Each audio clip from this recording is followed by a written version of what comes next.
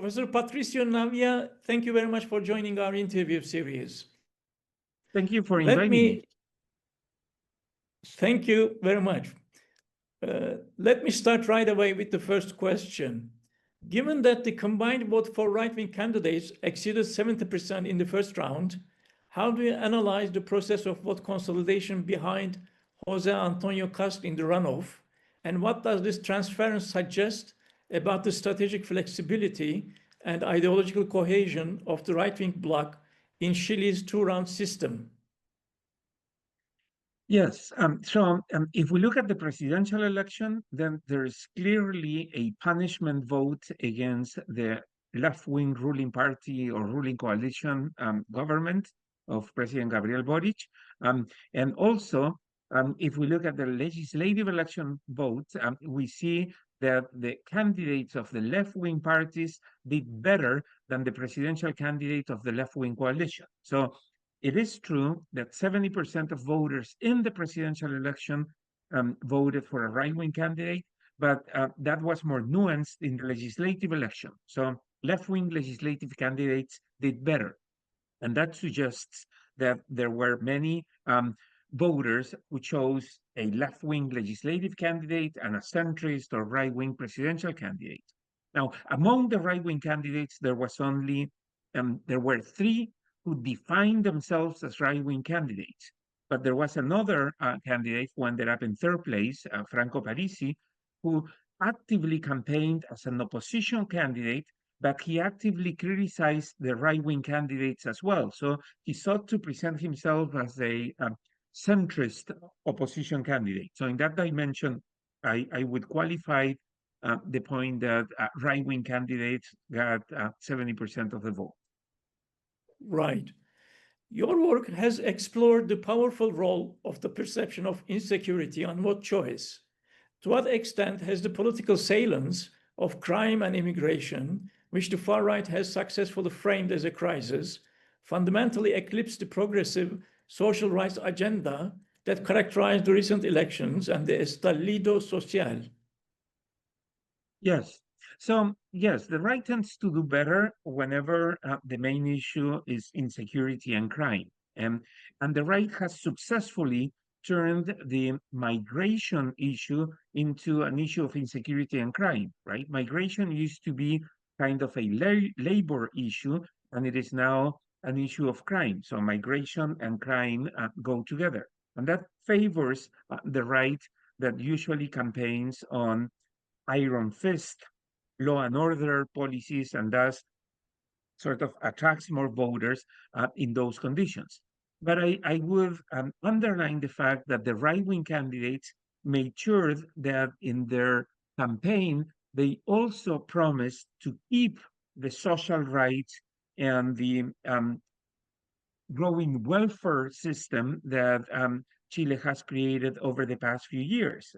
And even on moral issues, right-wing candidates were very careful to commit themselves and compromise that they would not change existing legislation on women's women's access to abortions, for example. So in this field, that we see a shift to the right, but that shift to the right is moderated by the fact that on many dimensions, right-wing candidates actually embraced more moderate positions. They continue to be far right on crime and immigration, but on other issues, they moved significantly to more moderate positions. Right. Is Kast's Trumpian feel manifested in slogans like "Put Chileans first" and the emphasis on a border shield, primarily a strategic populist communication style intended to mobilize an angry electorate, or does it reflect a deeper, more permanent ideological mutation of the Chilean far right?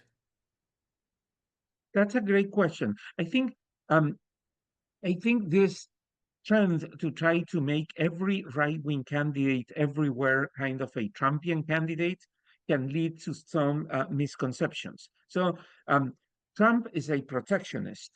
Kast is a free market advocate. Um, Trump has embraced some conservative values. Kast has always lived by those conservative values. So there are some significant differences. The issue of migration in the US has been around for a long time. The issue of migration in Chile is rather a recent phenomenon. About 20 years ago, only 1 or 2% of Chile's population was comprised of migrants. It is now more than 10%. So migration has become a social issue in Chile over the past few years, precisely because so many migrants have arrived into the country. I think Kast has successfully connected the issue of migration and the issue of insecurity, and thus the protection of the border message that Kast has embraced is associated with insecurity more than with migration itself. So it is not that we don't want migrants, it is that Chileans don't want criminals coming through the border. So I would qualify that statement a bit there. However, it is true that as the two things come together, an anti-crime platform also becomes an anti-immigration platform, and it becomes more nationalist and more nativist. And I think that connection of turning crime and migration into the same thing is what makes Kast's policies Trumpian, because I think Trump brought together that notion, and the far right brought together that notion that migration and crime are exactly the same thing. But some of Kast's proposals in terms of protecting the border are a bit more sensible, given the fact that Chile never really dealt with a large migration wave. So the country was due for a policy update in terms of how to deal with massive migration, particularly massive undocumented migration. So some of the things that Kast proposed are things that the left has also proposed. There are some aspects of Kast's proposals that are far right, but some of them are far more reasonable. Right. Your research has analyzed the explanatory power of ideology and economic perceptions, particularly among moderates and non-aligned voters. How has the reintroduction of compulsory voting impacted the distribution of this elastically voting segment, and to what degree is the far right's current success a function of this institutional change? Yes, that's a great question, because participation rates in Chile were about 45 to 50% in previous elections, but with mandatory voting in this election, participation increased to about 85%. And most of the new voters are voters who do not identify themselves on the right-left scale or the left-right scale. So these are voters who don't really care that much about politics. They're discontent, and they can be mobilized on an anti-elite platform. And that probably explains why one of the candidates, Franco Parisi, ended up in third place as the anti-elite, anti-establishment candidate. So these voters are not well defined by the left-right scale, but they are discontent with the elites. And I think it is important to keep that in mind, because discontent with the elites often manifests itself as discontent with the incumbent government. So as soon as Kast wins the election, if he does win in the runoff, he will be the personification of the elites. And these people who have voted against the elites will end up voting against Kast. So this is not that the Chilean electorate is moving right. The Chilean electorate is punishing those in power. And when Kast becomes the president in power, that electorate will turn against Kast as it turns against the left-wing president, Gabriel Boric.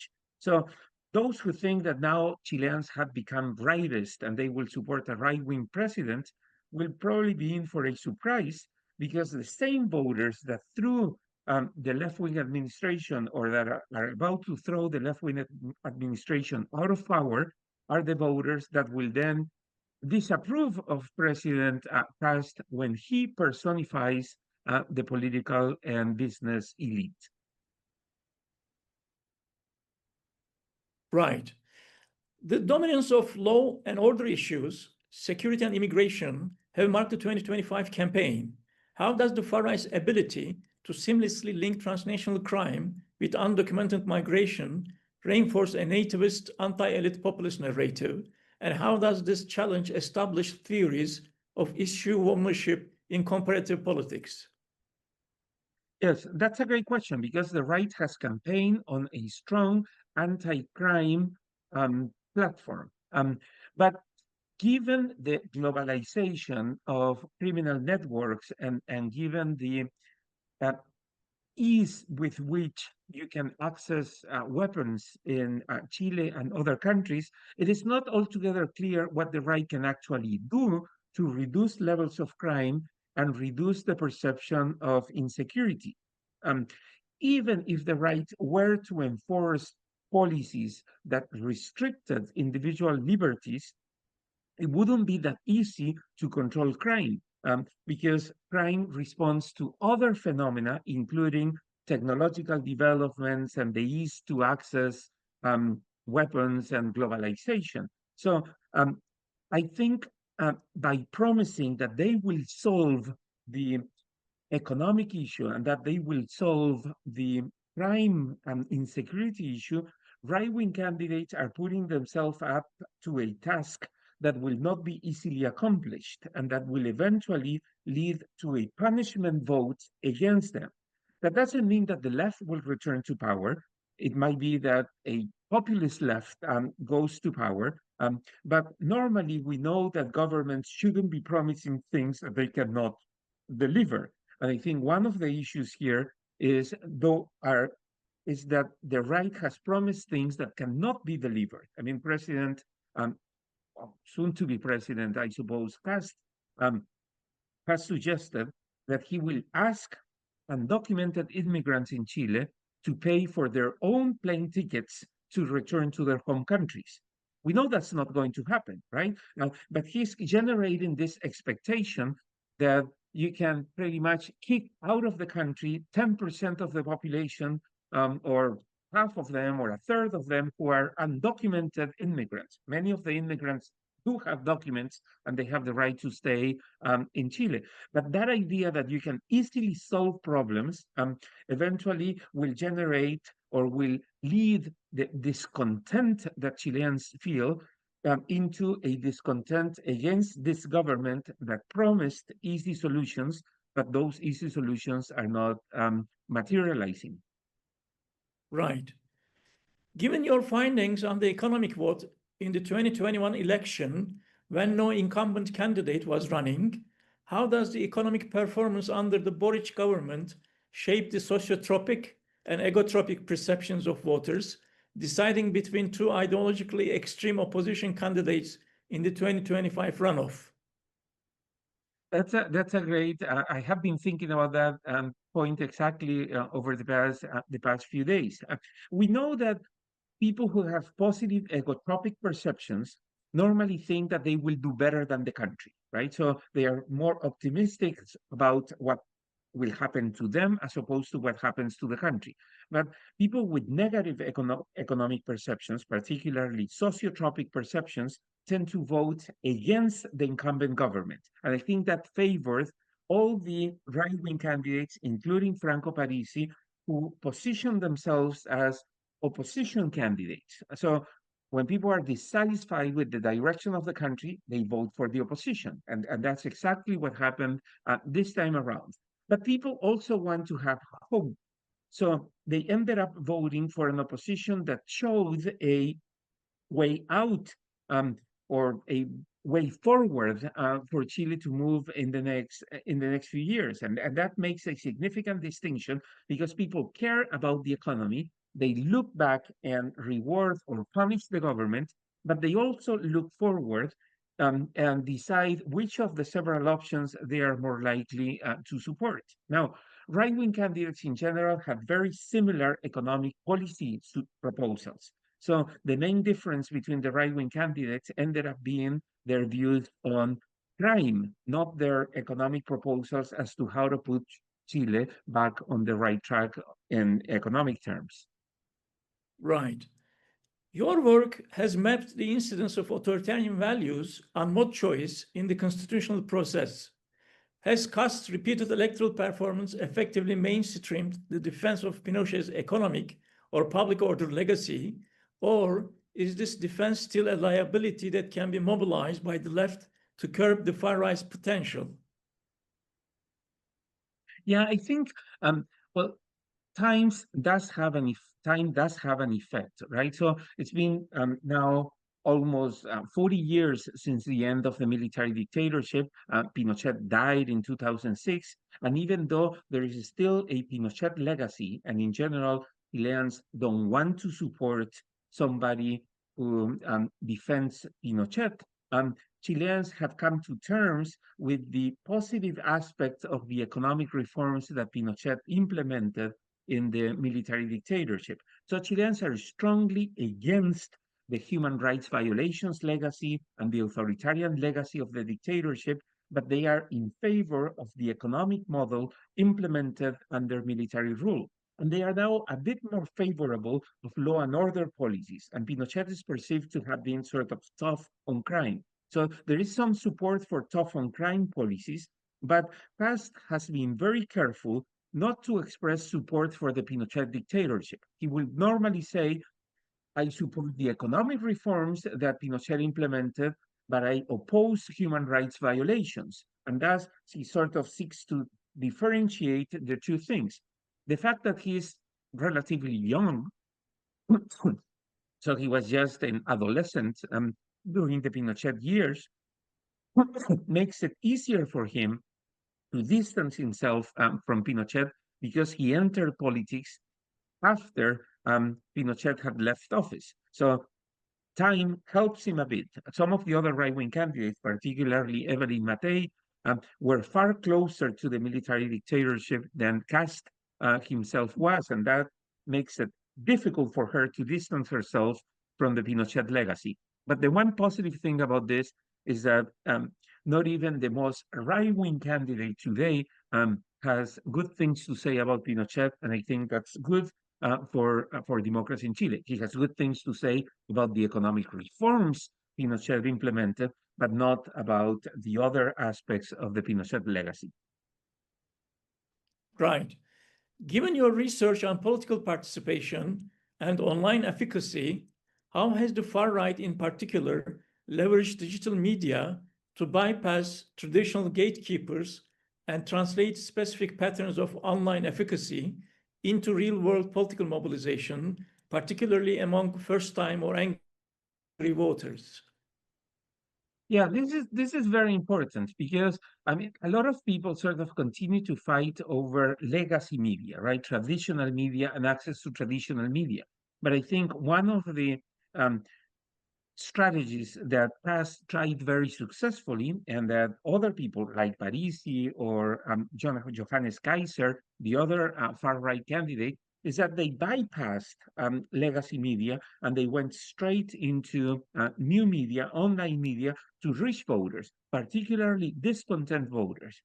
One of the problems of the traditional right-wing candidates is that Evelyn Matei, she relied way too much on traditional media and she didn't do quite as well on online media. Now, most of those who don't care about politics don't pay attention to traditional media, particularly political programs. So if you want to get to those voters, particularly those who are discontent, and even those voters who are rather successful, but they don't care about politics, you have to use online media and work around the issues of internal efficacy, how people feel about the political system, and external efficacy, how people perceive the political system responding to them. And one side note there that I think is very important. In Chile grants permanent residents the right to vote if they have lived in Chile for at least 5 years. So what's fascinating there is that many of those immigrants that were at the center of the campaign also had the right to vote. So Jose Antonio Kast had to, on the one hand, criticize undocumented immigrants or illegal criminals, and on the other, he had to cater towards those new immigrants who have the right to vote with economic policies, with proposals that would offer them employment opportunities and social inclusion. So The good thing about the online media is that you can sort of have different messages for different audiences if you understand how the different algorithms work. So I think one big lesson is that if you want to win elections, you have to understand the new media. The left understood the new media also in the 2021 election. This time around, the left was pretty good in new media, but it was difficult because discontent with the outgoing government was very high. So even if they reached those voters, convincing them that the country was on the right track was very difficult because people every day perceive that the country is not in the right track. Right. The news links Chile's shift to the right with regional trends. How does the specific architecture of the populist discourse employed by Kast, combining social conservatism, nativism, and Pinochet nostalgia, structurally compare to the neopopulism of figures like Bolsonaro or Milei, particularly regarding the role of economic versus cultural grievances?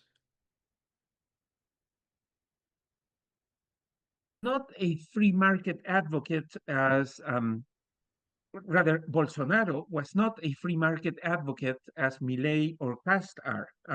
In the style, Kast is far more conservative and traditional than Milei. I mean, Kast, you don't see Kast with a chainsaw.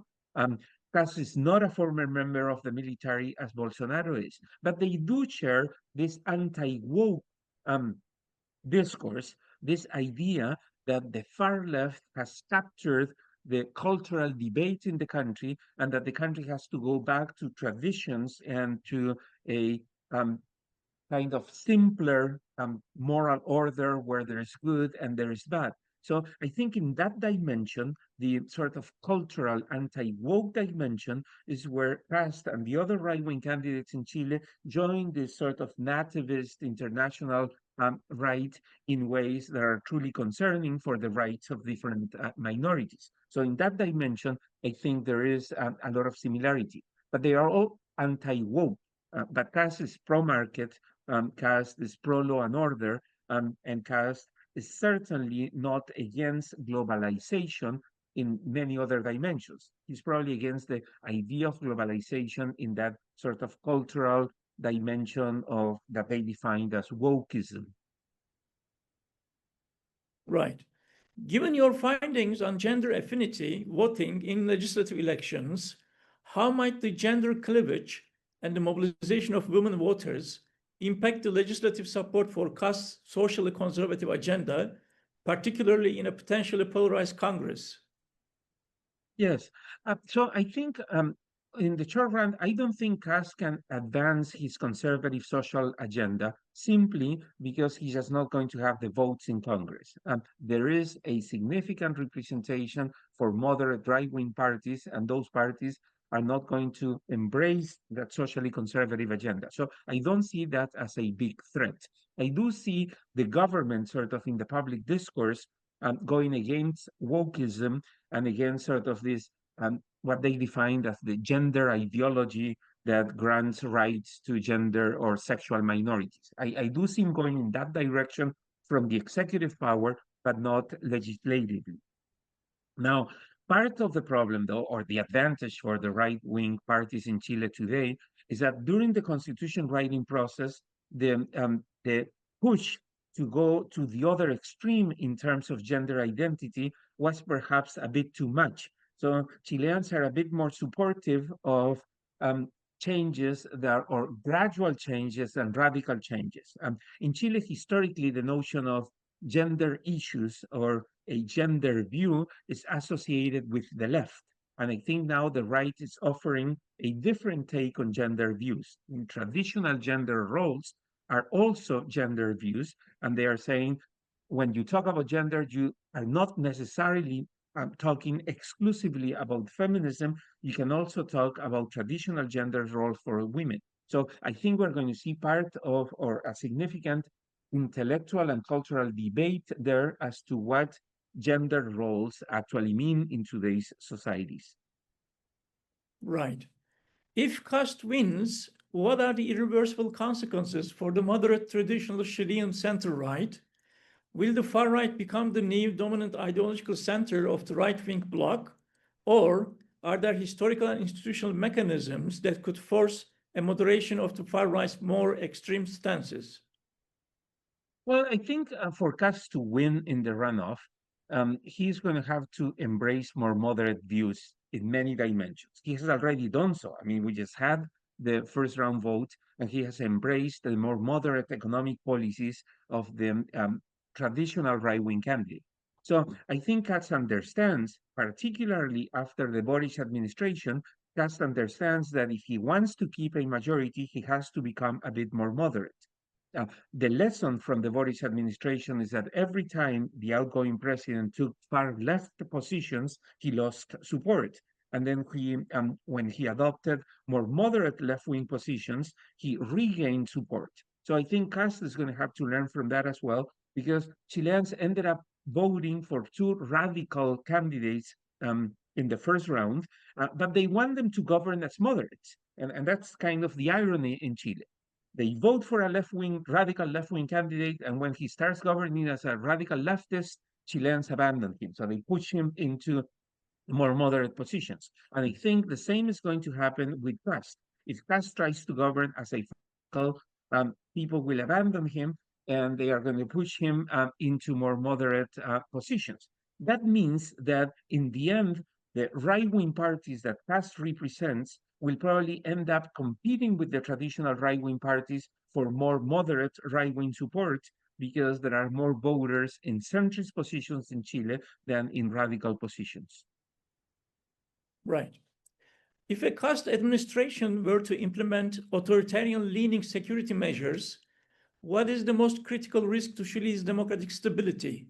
The specific policies themselves, e.g., military deployment, mass incarceration, or the normalization of executive power expansion justified by the populist mandate of public security?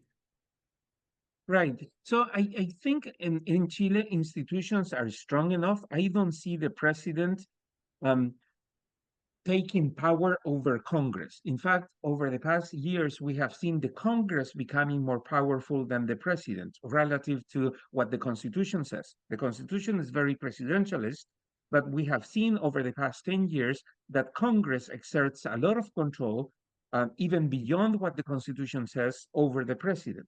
So I don't see how Kast can move out of that sort of cage because he's not going to have a majority in Congress. I mean, in the US, President Trump is able to do that because he has a majority in both chambers of Congress. But in Chile, Congress will curtail the president significantly, and he's not going to be able to amass more power.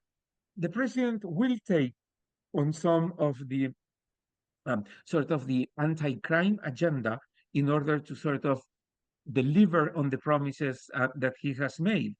But I don't think he's going to be able to go beyond what the Constitution allows him to do simply because he's not going to have that kind of support.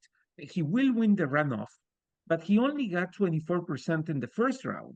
So he will win the runoff because the alternative is worse than him. So Chileans are going to vote more against the Communist Party candidate more than for Kast. So I don't see a power grab as an option for Jose Antonio Kast. I also don't see that he's going to bring back Pinochet nostalgia because Chileans are just not supportive of Pinochet. So if he says Pinochet was good, then he's going to lose popular support. He will try to implement a law and order, a strict law and order set of policies, but Chileans are also very much in favor of private property and liberty. So I think there will be a tension there. Everybody wants to be safe, but nobody wants to have police officers searching them. So there will have to be a balance between this promise of law and order and the well-established demand on the part of Chileans for individual freedom and individual liberty. Right. If the election results demonstrate the weakness of the political center with the runoff between two extremes, what long-term mechanisms, perhaps drawing on the history of political stability you studied, must Chileans rely upon to rebuild a viable and moderate political center? Yeah, I don't know how you can rebuild a political center. I mean, the problem is more a problem of supply than a problem of demand. we just don't have strong enough political parties that attract voters, centrist parties that attract voters. But polls do tell us all the time that voters are far more moderate than the choices they make um, for presidential elections. So um, even though it looks as if Chile is deeply polarized between a far left and a far right presidential candidate, most voters remain significantly moderate. So in that, and they defend market-friendly values. They also defend individual rights. They defend a strong social protection scheme. So voters in their views and preferences are far more moderate. So they end up voting for radical right wing or radical left wing candidates, but they expect those candidates to govern as moderates.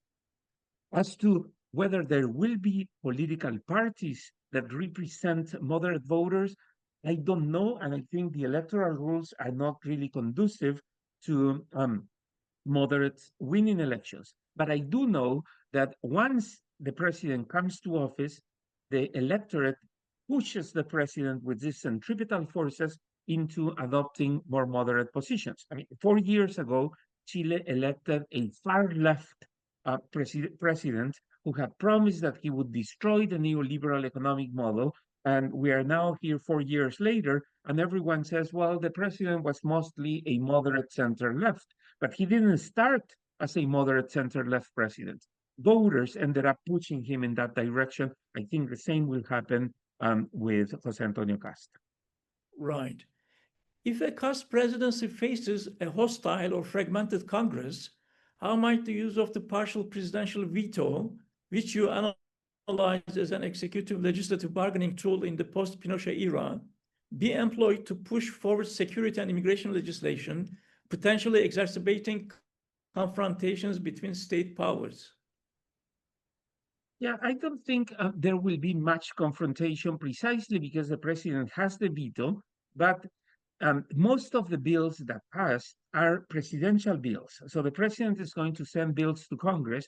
Congress will water down those bills because they will need to be watered down in order to achieve a majority in Congress. But if they go too far, then the president will threaten with issuing a veto on a bill that he just doesn't like.